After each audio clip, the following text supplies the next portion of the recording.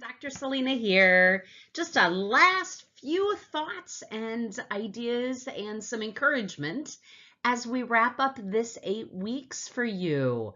I know 8 weeks feels sometimes like it drags and sometimes it flies. So wherever you're at, congratulations. Successfully completing this week and the remaining of your work will get you one step closer to graduation. You know, as someone who spent 4 years for my bachelor's and 3 years for my master's and 8 years for my PhD, which is just 8 more years of graduate classes, plus a few other outcomes like comprehensive exams and dissertation, I get exhaustion. So, you know, whether you've taken 1 or 2 classes or you're moving further along later on in your program, just recognize that we know that pressure you feel, it never quite goes away. Even holidays in grad school, you're like, yeah, I'm working, I'm going to class. Even if I don't have class right now, I'm still thinking about class right now. So hang in there with us. We're glad to have you with us, and we're going to get you through this 8th week successfully. All right, how's that sound? So let's talk about some of that content this week. Chapter 17 looks at organizational design and structure primarily. Now, something I've noticed in textbooks for all of the years that I've taught a course like this, I wish they would move design and structure earlier in the course. And sometimes I actually just tell students to read it earlier, but we didn't this round because I really want you thinking about, we started off the idea with behavior and the environment always being interactive. And so think about how an organization is structured and just the fact that anytime we're trying to be effective as an organization, we need the right people, but we also need the right structure. And so this chapter should give you some of that insight. So we started with understanding that behavior and the organization and where they interact. And how does that help us make better decisions? How does that help us as an organization be more successful and ultimately effective, right? So we started with that idea of an organization being 2 or more people that come together for that common goal. Well, you've got to decide who's doing what, right? How will we divide up the work? Who will report to who? How many people should I supervise? How formal are we or informal are we? So these are some of those attributes we look at in this chapter. So beyond people, hierarchy. So this would be your organizational chart, right? So if you have an employer that has an organizational chart, it's one way to describe how we're organized, who does what are those roles and responsibilities. And so that becomes hierarchy and division of labor. Span of control is a concept where, how many people do I supervise? So recently I met with a manager, and he'd been very quickly promoted, doing very, very well. He's in about his late 20s. And he'd gotten promoted to a position and they didn't backfill it. And they were short a couple of other folks.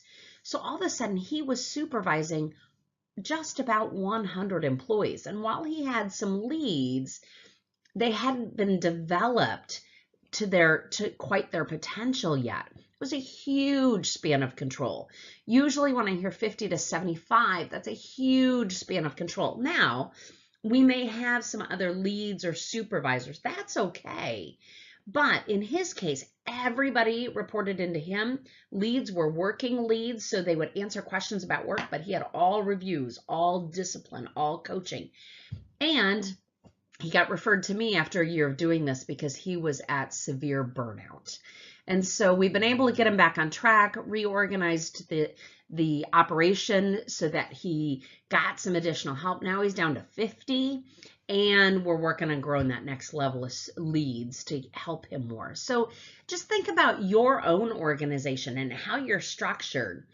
The open systems versus closed systems is just an understanding that we are much more boundaryless today. That with an open systems, when you pull on one part of the system, the rest of the system feels it.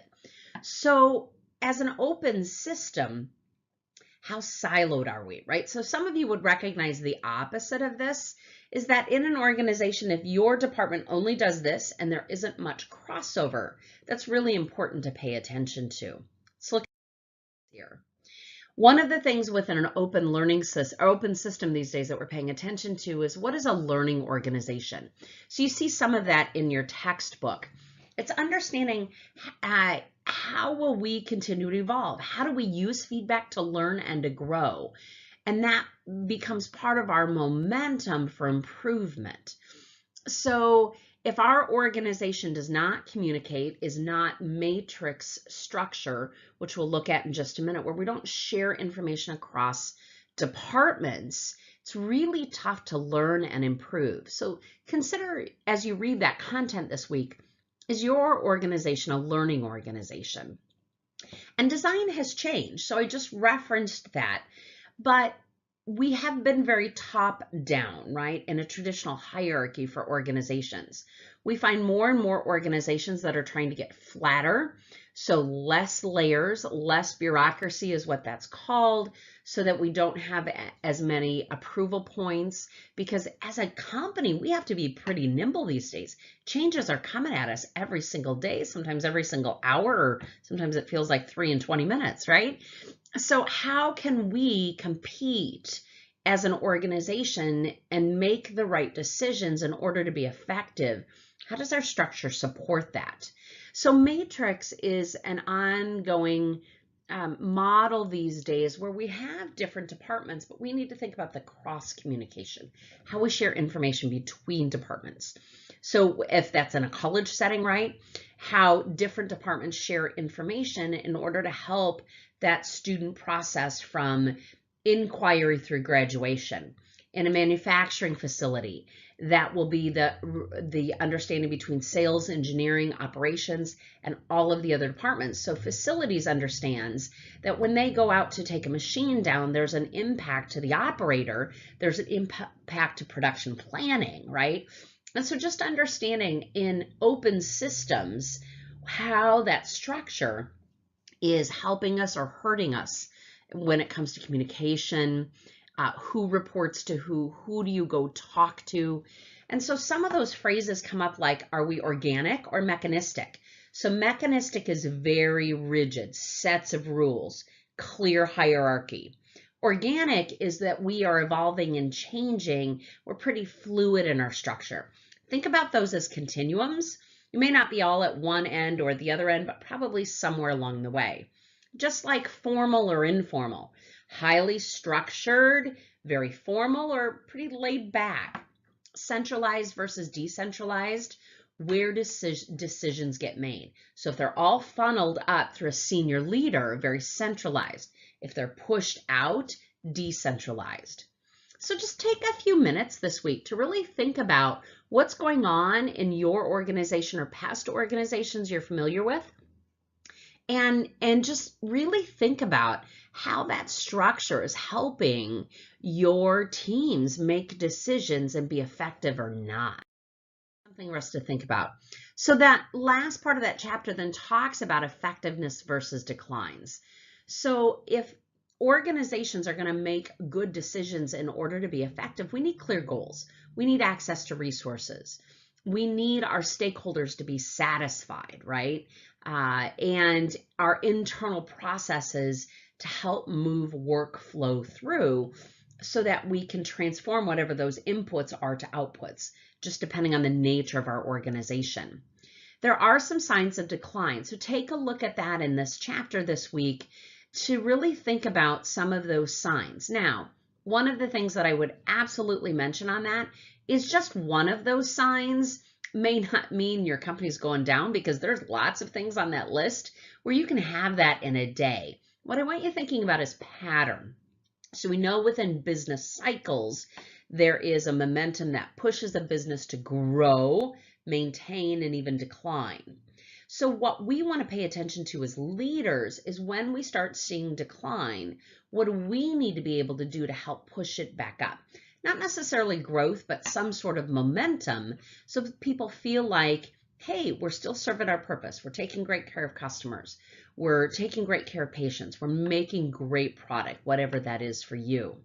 And really, one of the themes coming up in these years ahead is this role of innovation. The idea right now is that you're either innovating or you're done. You're going to be on the decline and you're going to be on your way out the door. So think about organizations today that have to continue to think up new market spaces, how they're going to compete, who their competition is, and think of new or novel ways and how they achieve whatever those outcomes are. So innovation is so critical today.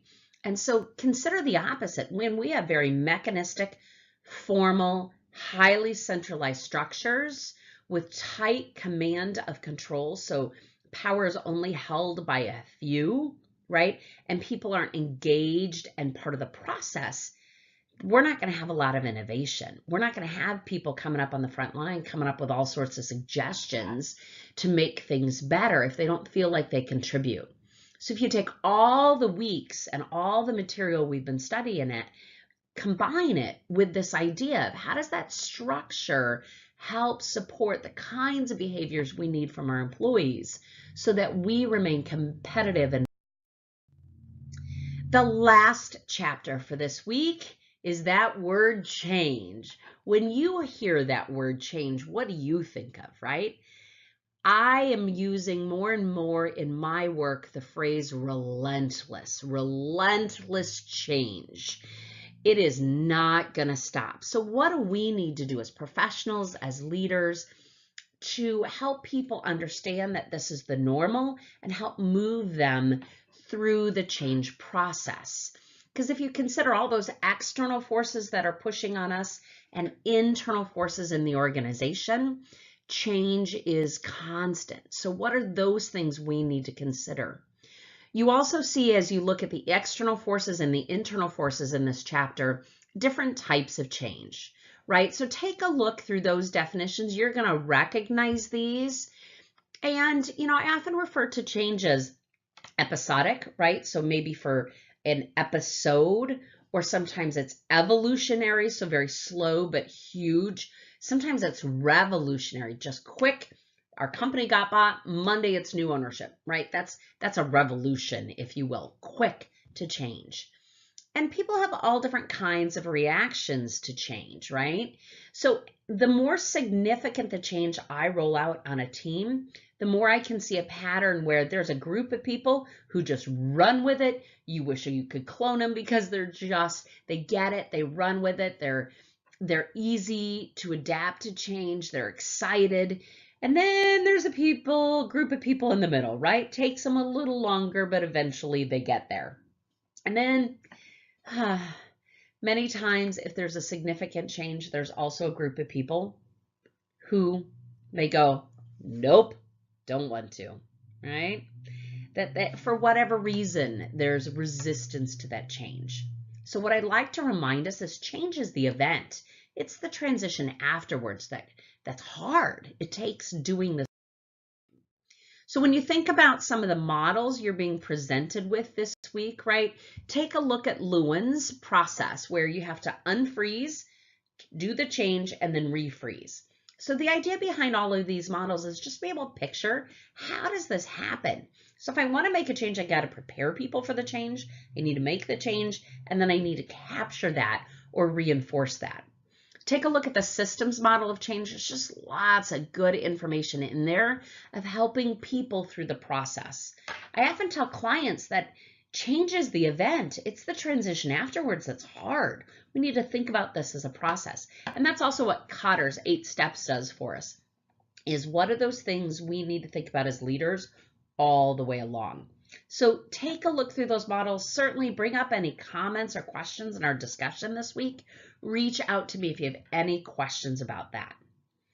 You probably are all very familiar with the issues regarding resistance to change, whether we're struggling with change that's needed or team members are struggling with change. So important to meet people where they're at, understand that there's all different kinds of responses to change, whether there's shock, what? Who came up with this, right?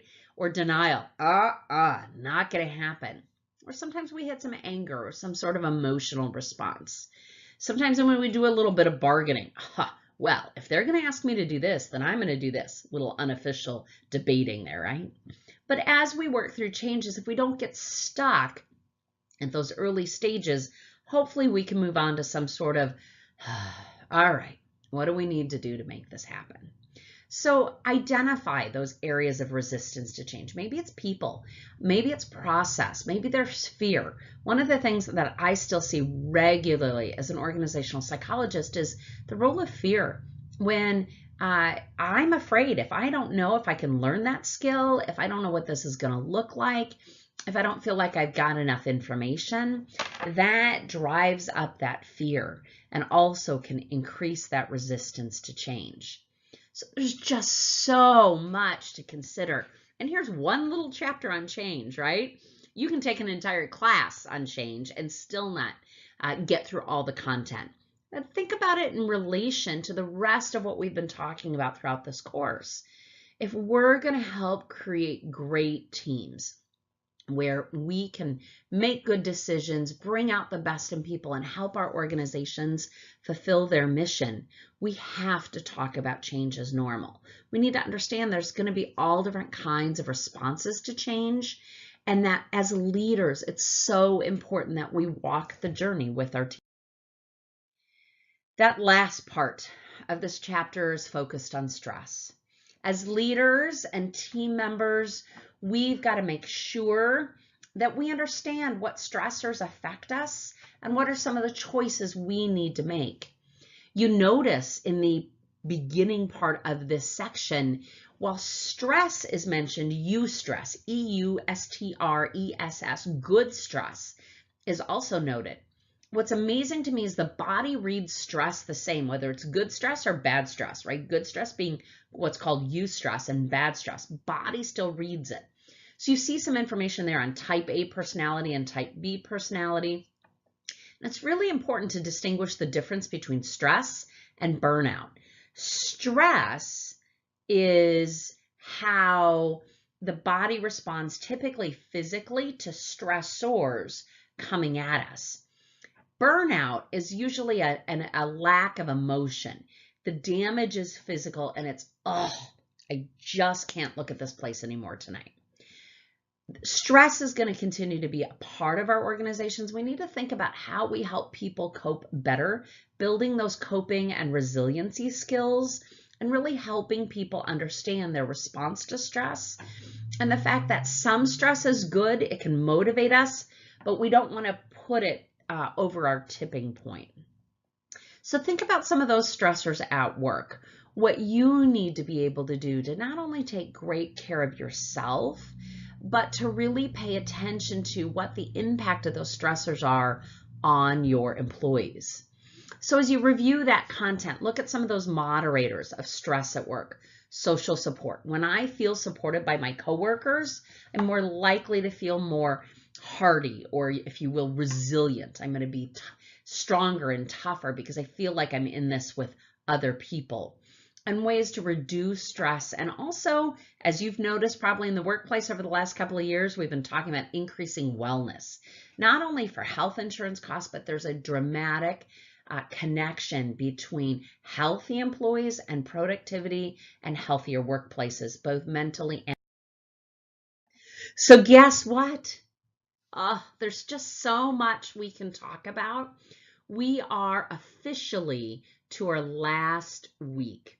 So as you sort through your materials this week, so you think about any other topics that you're intrigued by that were related to this course. If we didn't dig in deep enough, please let me know. Say something in our discussion rooms. Feel free to reach out to me directly. We have some work to finish this week, and it's really important that we do that and we complete it on time. So I'll be posting a few notes and encouragement pieces and getting the official graded items wrapped up this week. One of my hopes for you is that this course, there's no magic formula for this stuff, right? I want you to be able to ask better questions. I want you to be able to see things from new perspective in terms of what is happening in our organizational systems and why you might be seeing the behavior you do that's related then to the decisions being made that ultimately changes or improves our effectiveness. It absolutely is my belief that you can to quote one of my favorite Chinese proverbs, if you want prosperity for a year, grow grain. If you want prosperity for 10 years, grow trees. And if you want prosperity for a lifetime, grow people.